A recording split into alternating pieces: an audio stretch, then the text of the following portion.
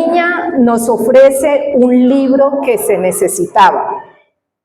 Si la perspectiva de género implica mirar el mundo con nuevos ojos, era preciso acercarse a la Biblia y a las experiencias de una creyente liminal, con el lente de una teología feminista original, como aquí se hace. Adicionalmente, en estas páginas tenemos no solo sus reflexiones a la luz de su liminalidad, es un estado de tránsito, fase en la cual se está en el umbral entre un estado anterior y las nuevas posibilidades de lo que puede estar por llegar. Eso quiere decir liminalidad. Entonces dice, adicionalmente en estas páginas tenemos no solo sus reflexiones a la luz de su liminalidad, de su posición en el umbral de la iglesia, de una cristiandad ajena a jerarquías y estructuras rígidas, sino además sus aportes a partir de sus vivencias en diálogo con las mujeres de sectores populares, con quienes convive y trabaja desde hace muchísimos años. De cara a un mundo estremecido por innumerables tensiones, Carmiña ofrece su visión, su sensibilidad especial, construida en una dinámica de ágape, de acogida, hacia creyentes y no creyentes. Su voluntad de comprender, su búsqueda de entendimientos. Sus aportes son novedosos, pues se nos invita a asomarnos a lo que hoy algunas y algunos llaman sentipensares de la autora, que parten de la sororidad y de la solidaridad con todos los oprimidos, expuestos en una prosa clara y amena. Se trata de un libro inmerso en una gran compasión, y ella nos explica compasión en el sentido de sentir con. Compasión por todos los oprimidos de la tierra, e igual erudición, tanto sobre las escrituras como en cuanto a las visiones modernas de las feministas sobre todos los temas de la fe. Así, Carmiña nos llama a ampliar nuestros horizontes en relación con la vivencia de Dios, desde la pregunta de ¿qué nos dice Jesús de Nazaret hoy a las mujeres, a los y las pobres del continente latinoamericano? En primer lugar, examina el contexto religioso que alimenta a Jesús en su inicio terrenal, con sus antecedentes en la tradición judaica, a la vez que en su experiencia de Dios, a quien Jesús percibe desde claves tanto masculinas como femeninas. Recordemos que ya desde el Antiguo Testamento, Dios aparece en un texto como una madre que amamanta a los fieles, una madre que vela por el hijo que alimenta. Isaías 49, del 15 al 23. Pero Carmiña plantea enfoques originales al examinar los evangelios.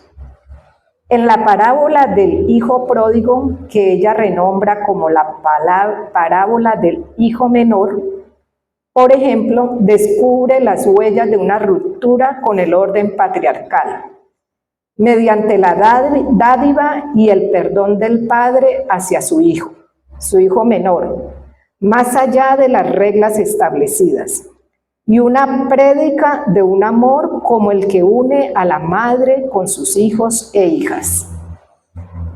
Partiendo de una crítica antropológica, Carmiña lamenta que la experiencia de Dios paterno-materno, transmitida por Jesús, haya sido interpretada por las autoridades de la Iglesia desde una imagen monolítica patriarcal, advirtiendo que Jesús habla de su relación con Dios con cercanía y ternura, y le llama Abba, palabra aramea que nombra al Padre de forma cariñosa e íntima. Leemos también cómo a lo largo de los siglos una serie de evangelios que claramente recogieron lo que podría llamarse las tendencias feministas de Jesús, como el evangelio copto de Tomás o el de María de Magdala, fueron censurados por la Iglesia, declarándolos apócrifos. Sin embargo, esas tendencias permanecen en muchos pasajes del Nuevo Testamento canónico. Por ejemplo, en los relatos de Lucas 14 y 15 o Lucas 21, sobre una gran cena y la conminación a entregar bienes a los pobres, a quienes andan por los caminos. Aparecen también en la generosidad de Jesús hacia múltiples mujeres que lo rodean y piden ayuda. En la respuesta a la mujer sirio-fenicia, cuya hija Jesús sana por la gran fe de la madre. Marcos 7, 24 al 30 y Mateo 15, del 21 al 28. En su relación de amistad amorosa con Marta y María en Betania, y obedeciendo a su madre en las bodas de Caná, para citar solo unos pocos ejemplos. Todo lo cual apunta a un Dios que exige reconocer al extranjero, a la mujer, al diferente.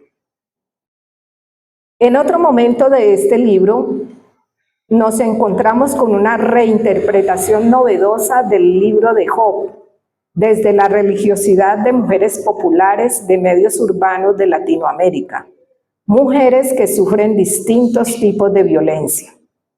La imagen de Dios a la que Job accede al final del texto bíblico, reconociendo la sabiduría y el amor de Dios en medio del infortunio, es comparada con la fe inquebrantable, la aceptación de Dios en todos los momentos de la vida cotidiana, que la autora encuentra en las mujeres del barrio donde vive. No se trata de una resignación semejante a un opio adormecedor, sino por el contrario, una cercanía íntima con la deidad, una energía que las motiva e impulsa en sus luchas cotidianas. Una relación con un Dios Padre y Madre que nutre, fecunda y da vida, según la frase de Ethel Barilka.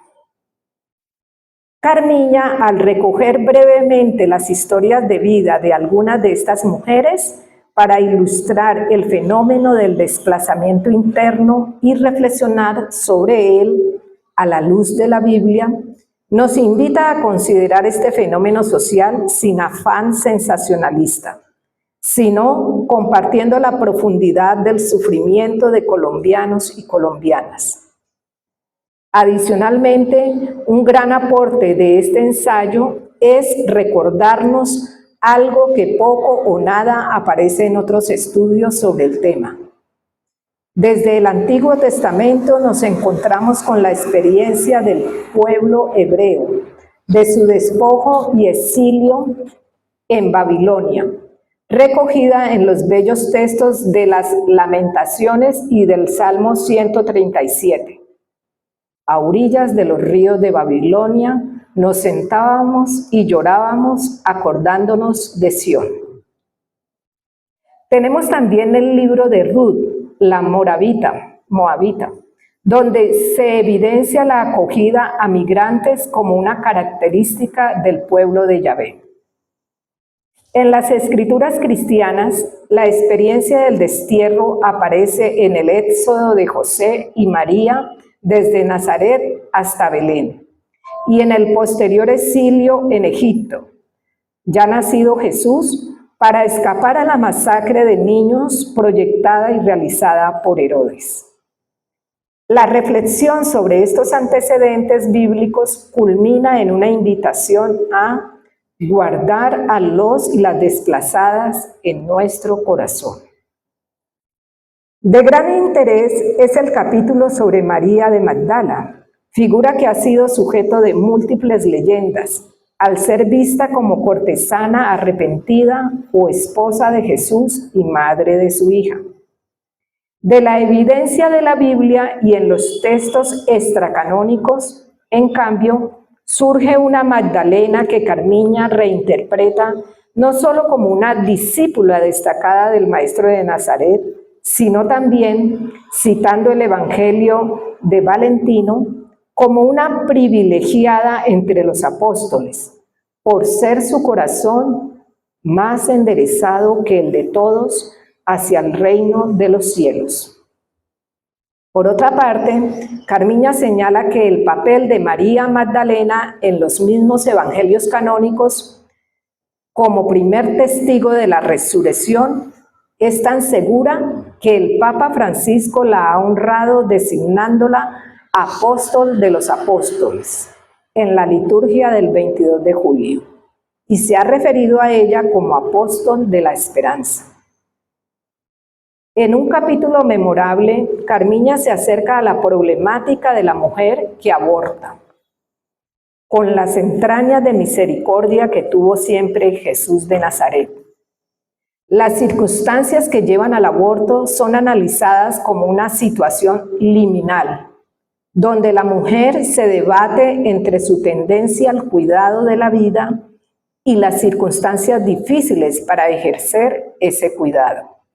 Por eso se reclama que escuchemos la voz de la mujer, a menudo radicalmente silenciada en los debates teológicos, y se señala que el maestro tuvo siempre un compromiso claro, cotidiano y permanente con la vida en los límites, con la vida cercada. Nunca unido a condenas morales hacia personas situadas en los límites. Esta capacidad de acogida, de piedad y clemencia no es incompatible con una exigencia en otro contexto, de rechazar la solicitud de perdón de los victimarios del conflicto interno en Colombia ante la JEP, actores de delitos sexuales, cuando esta aparente expresión de arrepentimiento se hace por conveniencia para evadir el castigo, y no con base en una verdadera contrición. Esta debería ir aunada a un esfuerzo de transformación social y cultural. Se requeriría reconocer que nuestra sociedad en parte se cimenta en profundas estructuras simbólicas de irrespeto a la mujer que dan pie a la misoginia y a los crímenes sexuales, como arguye Rita Segato en su libro La guerra contra las mujeres. Solo transformando estas estructuras podemos hablar de un perdón plenamente sanador. Aún así, reconozcamos que para las víctimas perdonar es requisito para liberarse del lastre del odio, de la sujeción a la amargura. A lo largo de este libro, Carmiña nos invita a entender a la mujer como un lugar teológico y lugar privilegiado de leer la voluntad de Dios y los signos de los tiempos, aprendiendo de nuestras maestras en el espíritu, abriendo los ojos a tradiciones distintas a las que siempre han regido en las búsquedas espirituales en la Iglesia. Se trata de escuchar sus voces, desde las místicas como Clara de Asís o Hildegarda de Bingen, hasta las de todas las teólogas feministas que hoy dialogan en diferentes colectivos de América Latina. Otros temas tratados por Carmiña en este libro, siempre con los mismos aciertos, incluyen la lectura de textos literarios a la luz de sus vivencias de la fe, los feminismos de la Iglesia Católica en América Latina, miradas liberadoras a la conjunción entre democracia, paz y cristianismo. Para apreciar todas estas perspectivas en la complejidad de nuestro siglo, se hace imperativa una apertura epistemológica que nos permita un conocimiento renovado, que nos aparte de la rapaz concepción de la tierra como oportunidad de explotación, que reciba las enseñanzas del ecofeminismo, a la vez que nos permita mirar y comprender con ojos de mujer, de negros, de mestizos o pobladores de barrios populares y marginales. Esta mirada solo es posible con una teología que vea la experiencia de los oprimidos como un terreno hermenéutico privilegiado, en las palabras de Paul Kitter. Por ello, Carmiña nos invita a concebir la revelación, no como la transmisión de dogmas, sino como la capacidad de un conocimiento amoroso. Se trata de un llamado no solo a abrazar el pluralismo, sino también a abocarnos a un hermanamiento entre distintas religiones. Es más, la autora nos llama a pasar de la religión a la espiritualidad, donde el reconocimiento de las distintas formas de acercarse al Dios de cristianos y de no cristianos, e incluso la apertura a respetar la espiritualidad de agnósticos y ateos, nos permitan apartarnos de dogmas, verdades, privilegios, etc., para así acercarnos y generar comunión. Palabras de Gabriela Castellanos.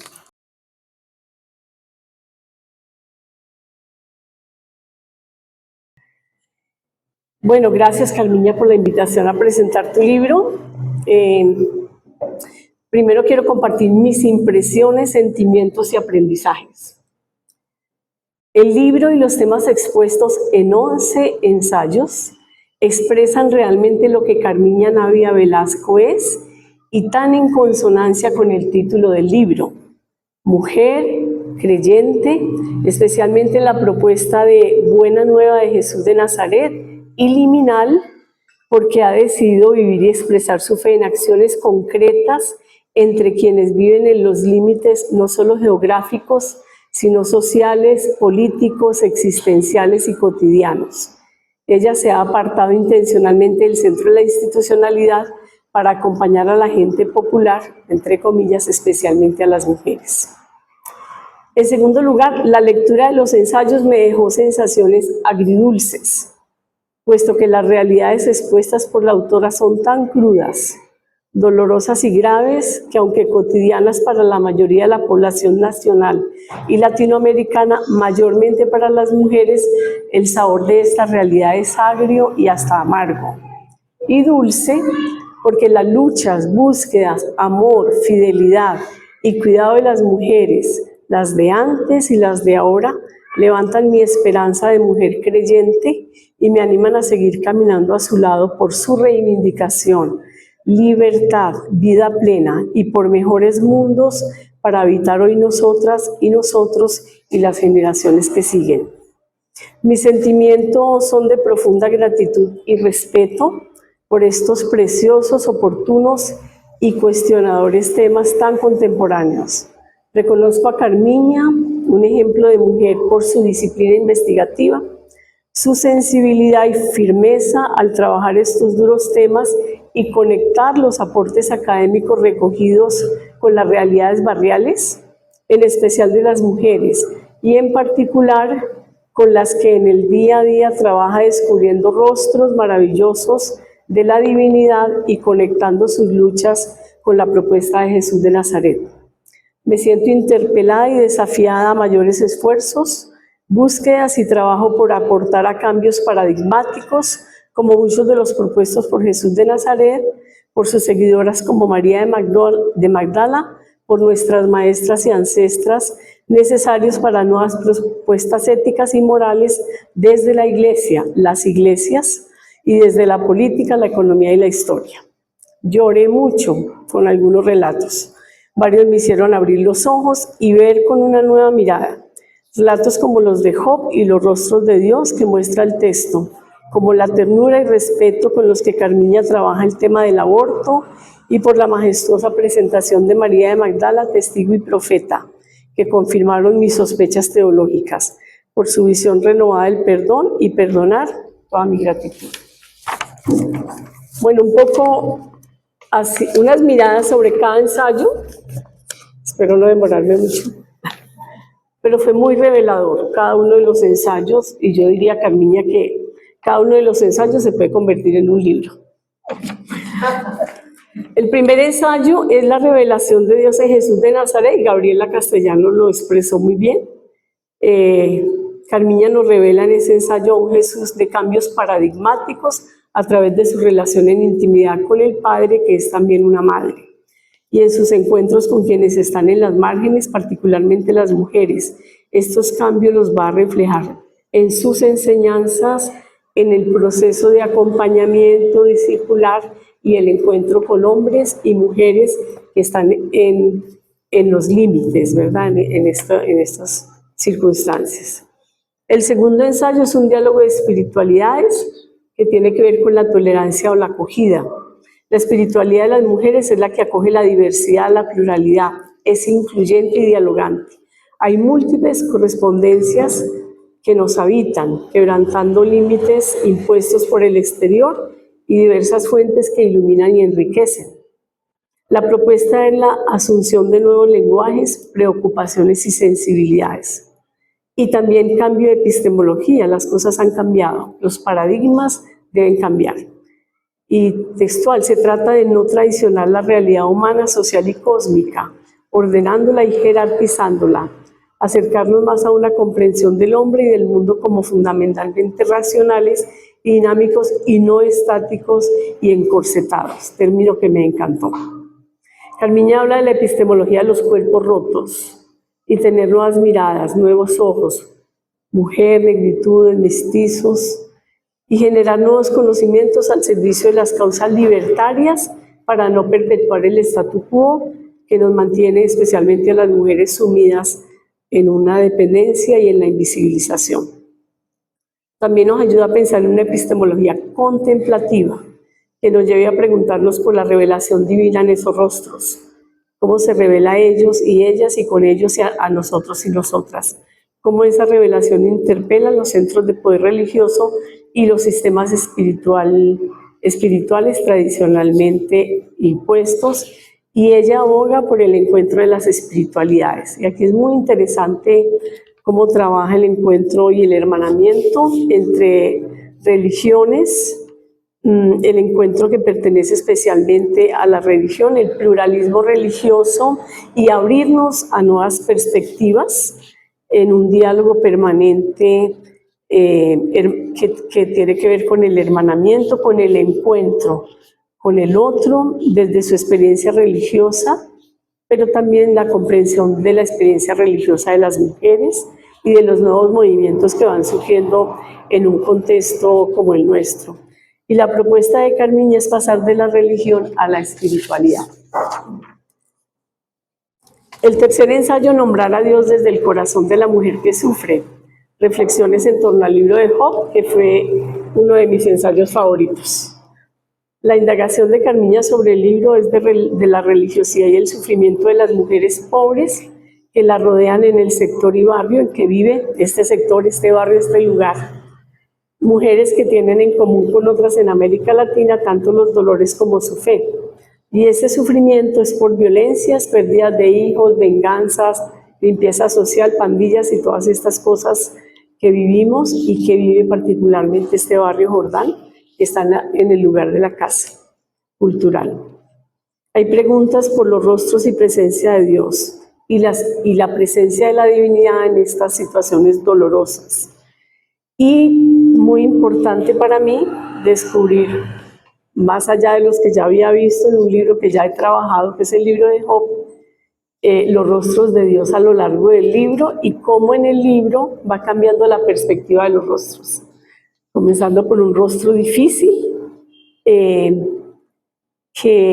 entra en juego con el mal y que ve a la humanidad como un recurso o un objeto de su juego, hasta llegar entonces al rostro donde Job descubre realmente la presencia de Dios y calla porque Dios lo sobrepasa.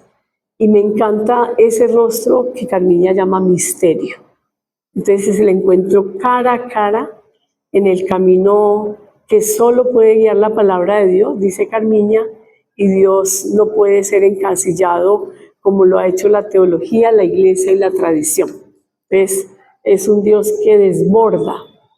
Y el libro presenta un poco la teología oficial y la propuesta desde ahí.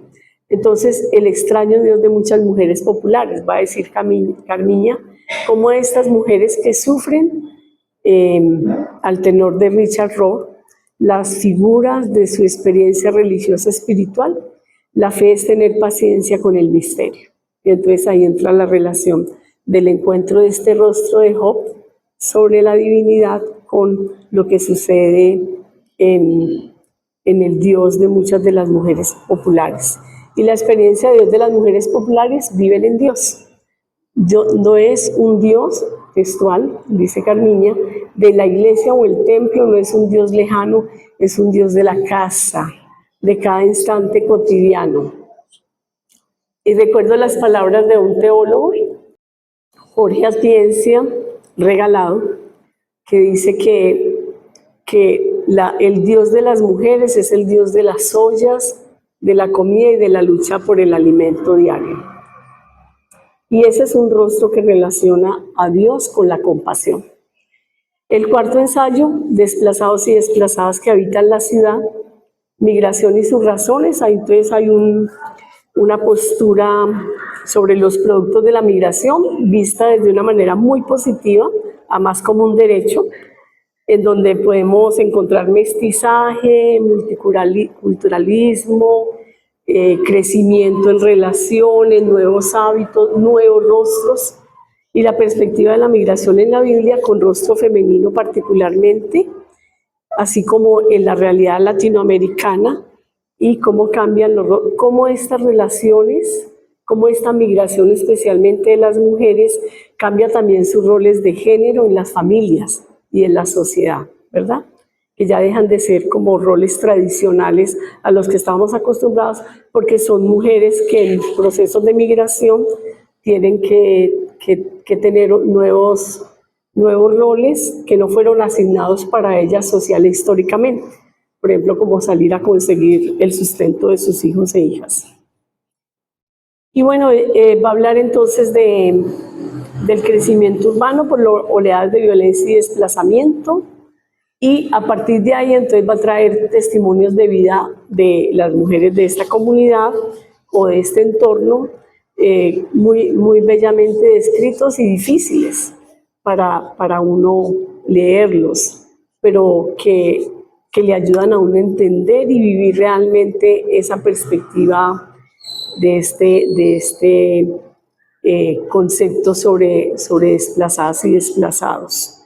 Y va a apelar a las escrituras judías y va a trabajar hermosamente un pasaje en Lamentaciones y algo que me parece muy importante y que yo en el trabajo que hago con mujeres víctimas de violencia, en una investigación que realizo, la necesidad del lamento, la necesidad de gritar, de expresar, de llorar, de quejarse, ¿verdad? Así como también lo relaciona muy bien en el Salmo 137 que Gabriela ya compartió. Se requiere la feminización de la política más allá de los cargos públicos, afirma ella.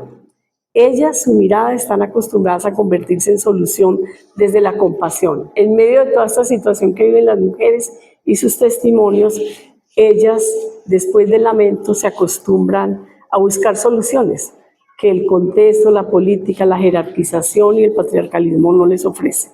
Se necesita entonces una teología de la gratuidad que nace de una mirada amorosa, oigan esto, acariciante y que recrea, ¿para qué? Para resucitar, para que estos cuerpos dañados, lastimados, aporreados por el sol, a veces envejecidos, resuciten.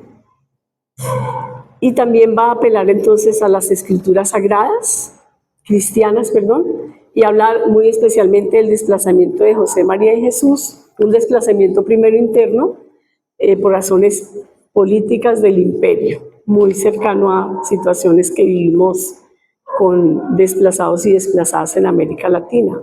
Y obviamente, desde una de las perspectivas que Carmiña trabaja especialmente son las mujeres, entonces va a trabajar a María como una mujer desplazada y además embarazada.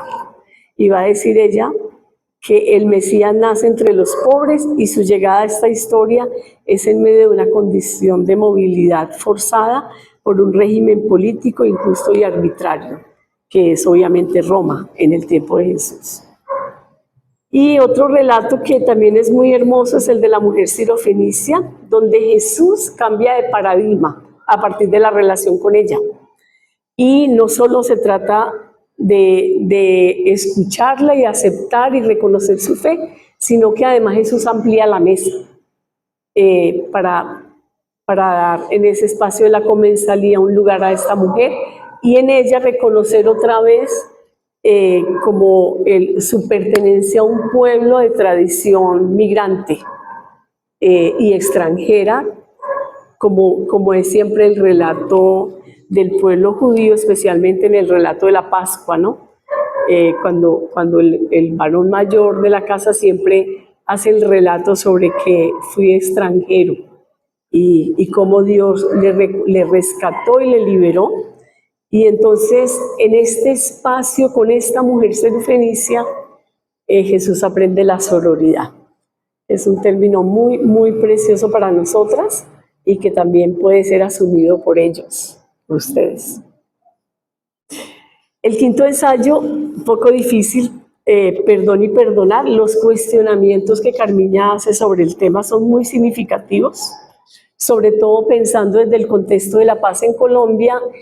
Y ella habla especialmente de programas televisivos donde, digamos, en medio de una pantomima o pantalla se dan como encuentros de perdón, pero ella se pregunta quién tiene que pedir perdón y concluye que quien tiene que pedir perdón debería recibirlo si vive una transformación, si vive una metamorfosis, si vive un cambio paradigmático y reconoce el mal que ha hecho. Y pide entonces un perdón genuino y en ese caso podría ser entonces perdonado. El tema se complejiza especialmente al referirse a la violación y vejámenes sexuales contra las mujeres y trae como ejemplo el macrocaso 11, que es violencia basada en género, sexual, reproductiva y otras. Es un proceso colombiano y trae un dato muy importante, Carmiña, que dice que el 89.2% de las víctimas fueron mujeres. Entonces, es difícil, ¿verdad?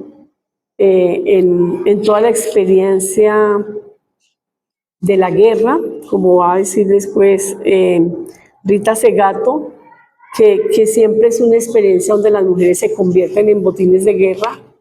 Y recordé al leer esto, las últimas declaraciones y denuncias que mujeres hoy ya mayores hacen de la experiencia que vivieron con las FARC-EP en estos campos, en el monte, cuando entre 11 y 13 años eran llevadas y entregadas a los comandantes y a veces violadas toda la noche por varios de ellos.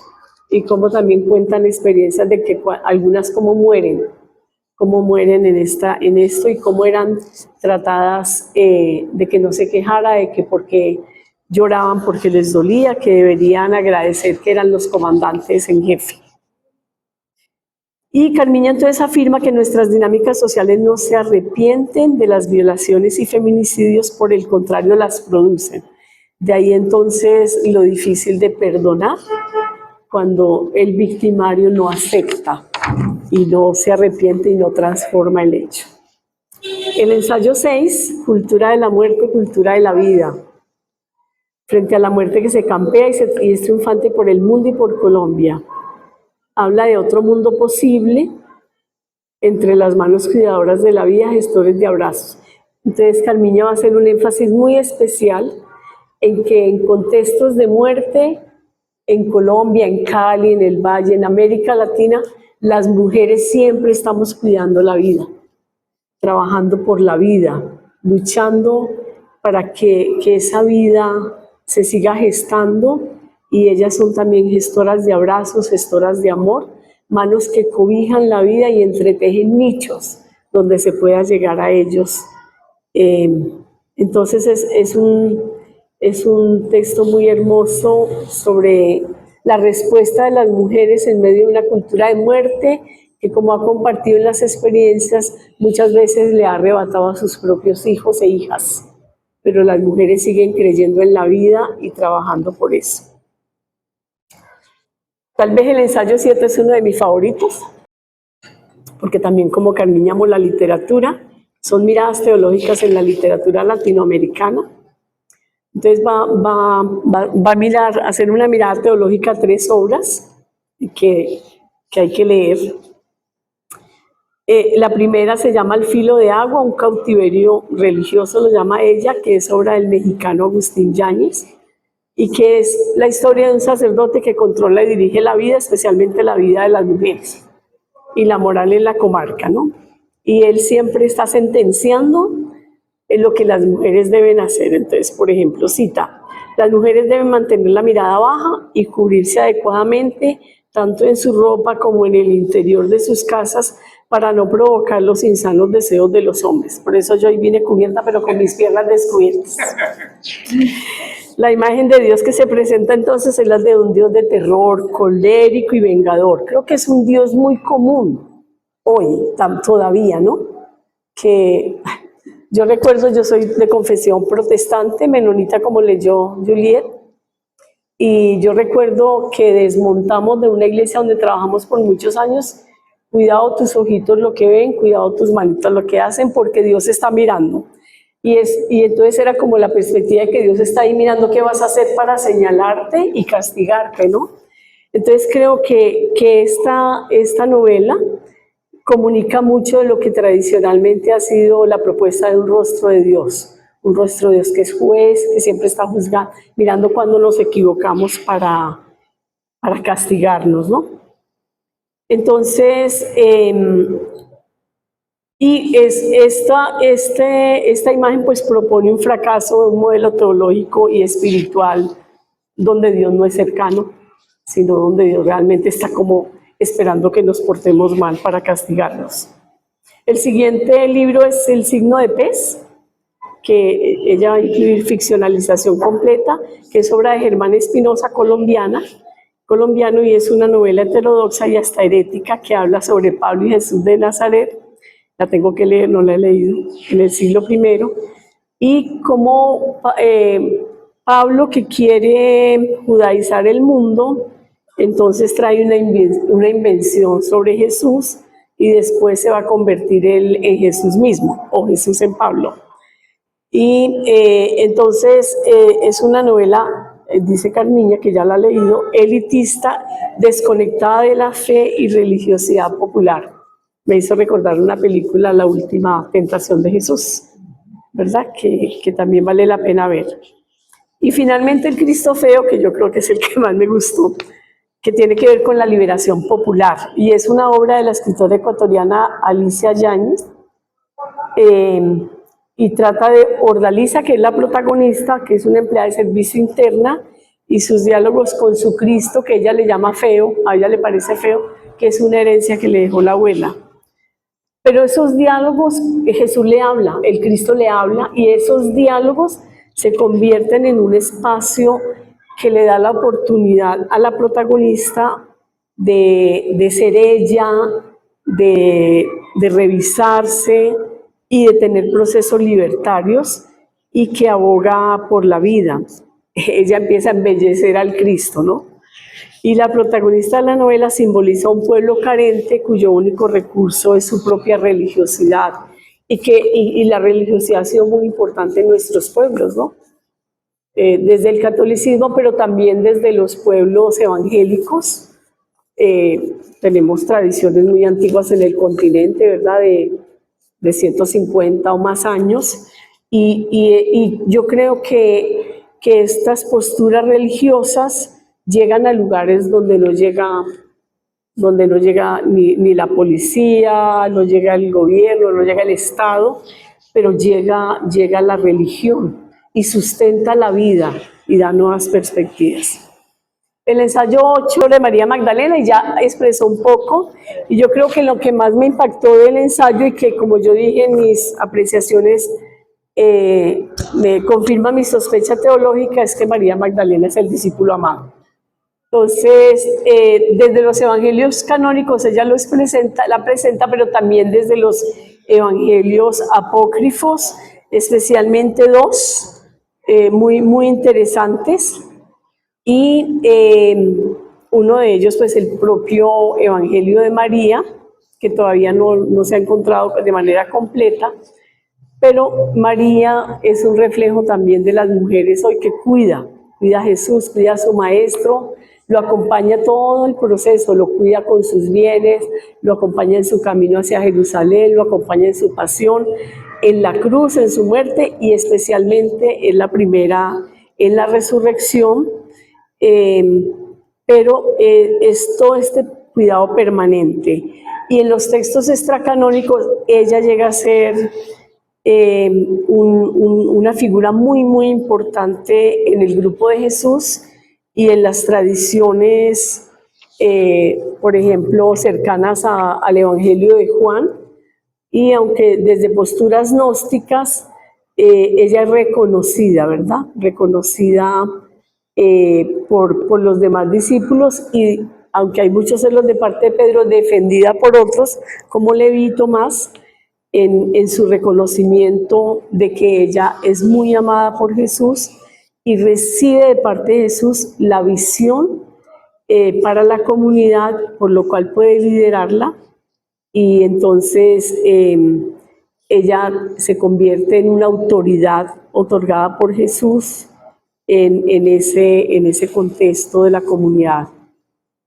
Y pues Pedro representa esa figura patriarcal con una posición de cómo así ella es una mujer, cómo Jesús le va a dar la autoridad sobre la comunidad.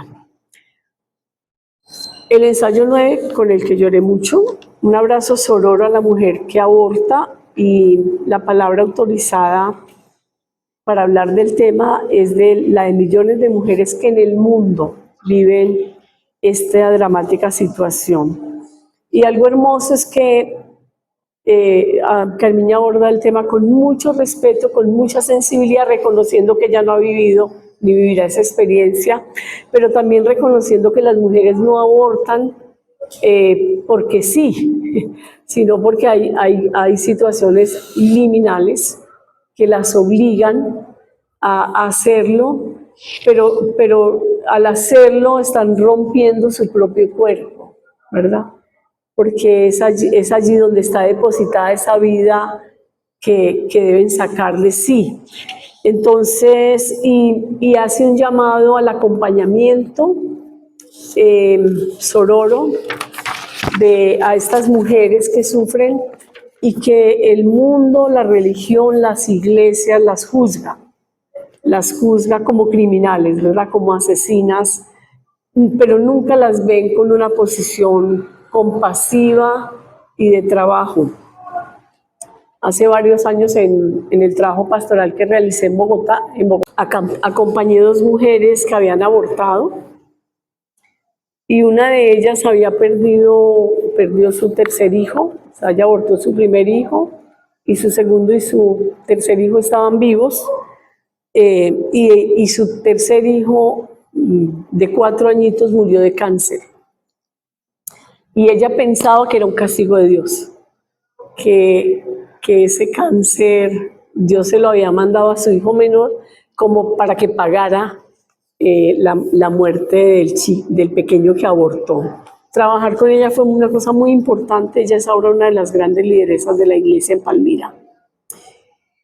Bueno, y entonces posiciones muy pastorales, es por lo que aboga Carmiña.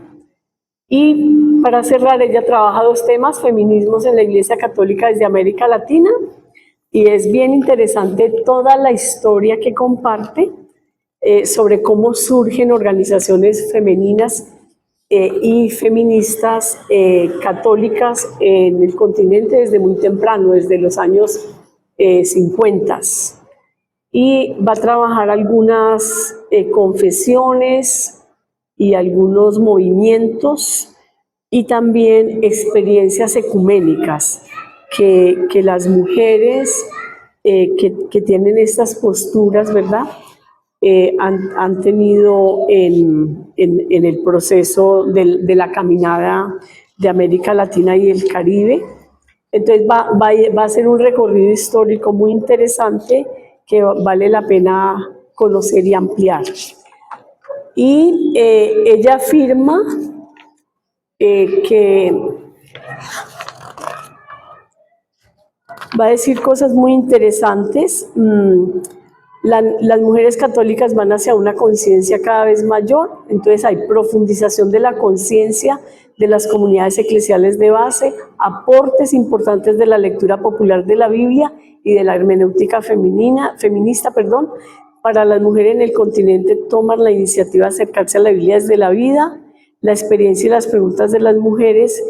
Y una cosa bien interesante que ella va a recordar es cómo las mujeres recuperan la palabra que les fue quitada, que les fue robada, y empiezan a interpretarla y a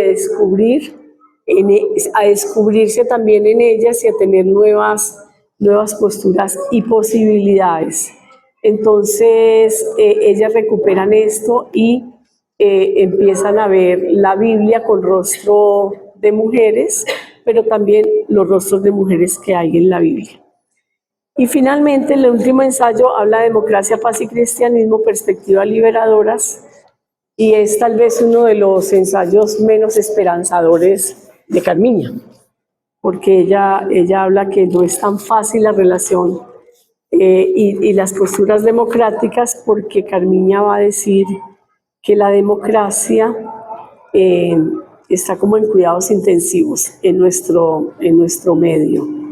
Entonces se necesita pensar dinámicas sociopolíticas más amplias que permitan construir democracias reales en la organización de convivencia y pensar la democracia desde las mujeres. Es necesario para establecer una relación entre democracia y vida cotidiana, porque en la mayor parte de la historia las mujeres no han podido decidir sobre sus propios destinos. Hay que leerlo todo. Gracias, Carmina.